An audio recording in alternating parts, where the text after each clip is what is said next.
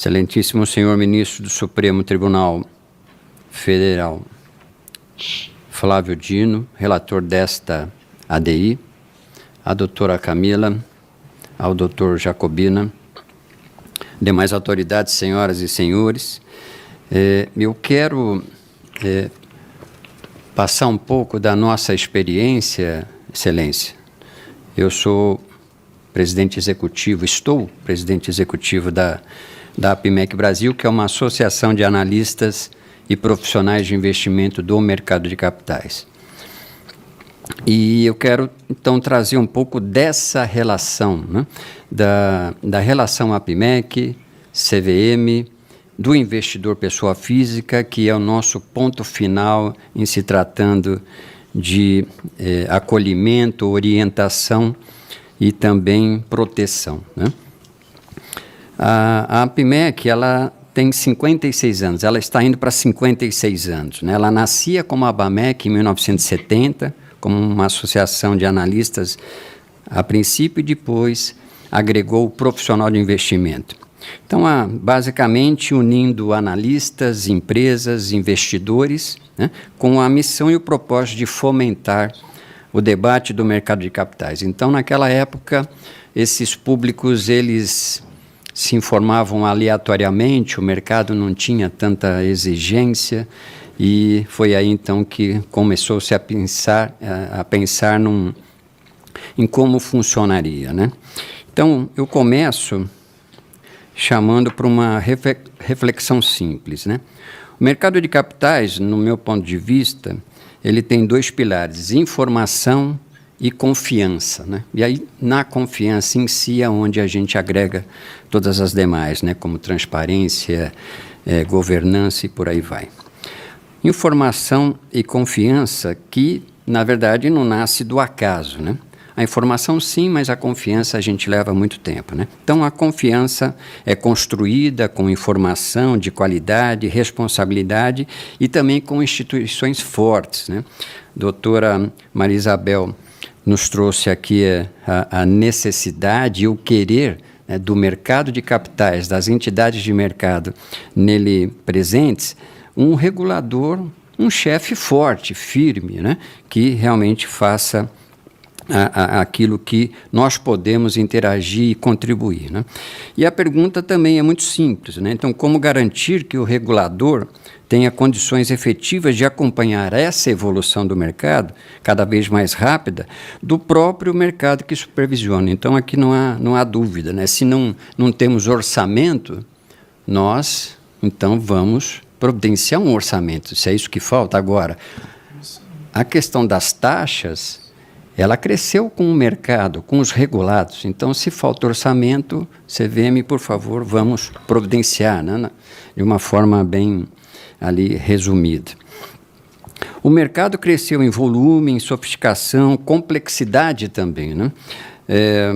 Dr. Marcelo trouxe aqui as plataformas de investimento que há tempos atrás não tinha e hoje tem, né? Então, isso para nós, a APIMEC, uma associação de analistas, pessoa física, passou a conviver com a inteligência artificial, fazendo, em parte, o trabalho de um ser humano que tem um ser humano por trás, mas que, na verdade, não queria, né, se submeter às regras de supervisão.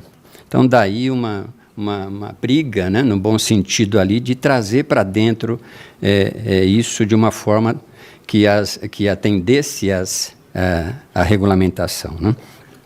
Então, novos produtos, novas tecnologias, e aqui tecnologia sempre buscando eficiência, produtividade, mas também que pode, em algum momento, jogar contra, né? Foi o que a gente tem visto aí em alguns momentos, que realmente os riscos acabam sendo também complexos e, claro, também pode ser ilícitos também, né? Então, é óbvio, né, nós precisamos ter um regulador forte, estruturado e preparado. A APIMEC Brasil, nesses 56 anos, é uma das entidades mais antigas, né, como a própria Brasca, nós temos 56 anos e outras também, e a gente acompanha essa transformação, acompanhou e ajudamos a construí-lo também, né? A APIMEC hoje ela reúne mais de 7.200 profissionais de investimento, sendo em torno de 3.000 analistas de valores imobiliários, pessoa física e jurídica, né?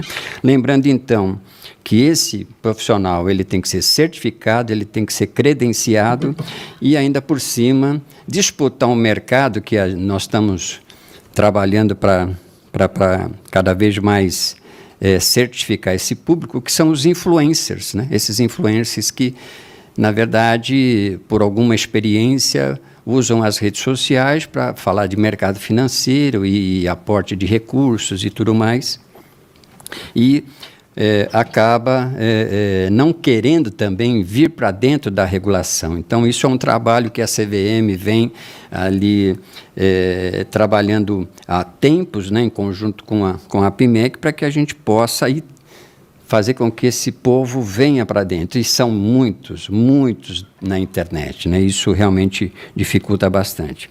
Então, quando a gente fala desse profissional,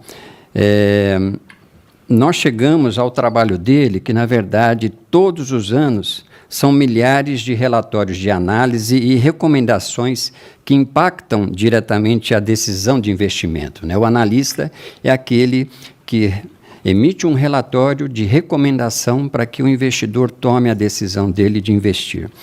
Então, quando analisamos essa evolução, né, ou seja, de 2016 a 2026, o que nós tivemos foi uma curva excepcional de crescimento, né, de materiais, né? Então, mais do que crescimento, o que esses números revelam é a dimensão da responsabilidade envolvida. Nesse período, então, a APIMEC Brasil ela recepcionou por volta de 715 mil relatórios de análise de recomendações, sendo em média 70 mil ano. Então, na verdade, não são apenas documentos técnicos, né? Nós estamos falando de conteúdo que orienta decisões de aproximadamente, como já foi dito, 6 milhões de brasileiros de renda variável na Bolsa, né?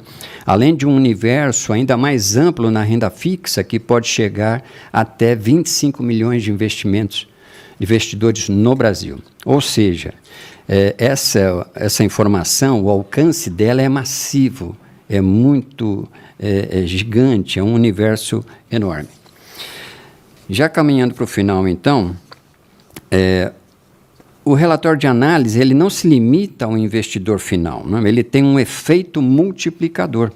Esse conteúdo é utilizado como base para consultores, para outros profissionais do mercado, né, como consultores, assessores de investimento, gestores de carteiras, fundos de pensão e diversos outros profissionais. Isso significa que um único relatório pode influenciar múltiplas decisões em diferentes níveis, ampliando exponencialmente esse impacto. Isso nos leva a uma conclusão muito clara. Cada relatório produzido carrega não apenas uma opinião técnica, mas uma responsabilidade sistêmica sobre o funcionamento do mercado. Ou seja, enquanto o mercado cresce, a responsabilidade sobre a informação cresce ainda mais. Então, cada relatório é mais do que um documento, né? Ele é uma decisão de capital alocado. E aqui entra também as questões de poupanças, às vezes, de uma vida como o Fábio nos trouxe aqui, né? Então, Excelência, não existe mercado forte sem informação de qualidade. Não existe informação sem essa responsabilidade. Então, é exatamente por isso que a autorregulação, também exercida pela APIMEC Brasil, sob autorização da CVM, ela se torna tão relevante, né? Então, 15 anos dessa autorregulação, ela nos agregou tanta informação, tantos procedimentos, e é um trabalho conjunto, né, em que o engessamento, às vezes, do mercado, ele é prejudicial, às vezes a autorregulação ela pode ser prejudicial, em alguns momentos quando engessa um pouco o modus operandi das atividades. Então, isso contribui demais. A CVM regula, a APIMEC contribui para que essa prática acompanhe a regra. Então, eu queria fechar dizendo que nós reforçamos o fortalecimento da CVM, e eu queria fazer voz aqui também para outras entidades de mercado que não tiveram a oportunidade de estar aqui conversando com Vossa Excelência, que são o Instituto Brasileiro de Relações com Investidores, né, com o IBRACON, que é dos auditores, a Ancord, que é das corretoras, a ABCripto, que é dos criptoativos, e do IBGC, que é da governança corporativa. Então, diante desse universo de atividades que nós temos, as segmentações foram óbvias, elas foram sendo criadas. Então, o mercado, cada vez mais, ele precisa de um regulador muito eficiente e muito atuante, né? Então, a questão de orçamento, sim, faz falta, é necessária, e um mercado que presta ao crescimento, ao fomento, ao financiamento das atividades, ele precisa de um componente desse. Muito obrigado. Eu agradeço ao senhor, muito obrigado pela sua exposição, lastreada na experiência de 40 anos no mercado. Encerrando essa penúltima exposição, doutor Eduardo, em seguida vamos para a última exposição. Teremos a palavra do Ministério Público e o encerramento, pontualmente com 1h30 de atraso.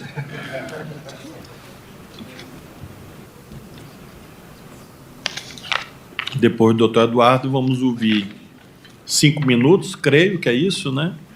Doutor Diego, Francisco e Bruno, cada um 5 minutos. O senhor tem a palavra por 7 minutos e meio. Boa noite a todos, principalmente o senhor excelentíssimo ministro Flávio Dino, excelentíssima doutora Camila Murara e excelentíssimo doutor Paulo Jacobina. O que eu observo aqui é que o plenário já está esvaziado e muito do que eu planejava dizer já foi dito. Então, à medida em que as pessoas iam falando, os meus antecessores iam expondo as suas razões, eu ia riscando pedaços da minha apresentação.